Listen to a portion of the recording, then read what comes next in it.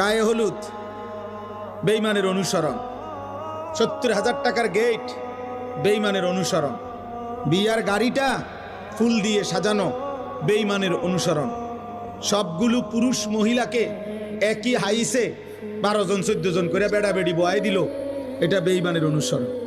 একই প্যান্ডেলের ভিতরে নারী পুরুষ সবাই মিল্লা যে যেদিক দিয়ে পারলো খানা খাইলো, এটা বেঈমানের অনুসরণ।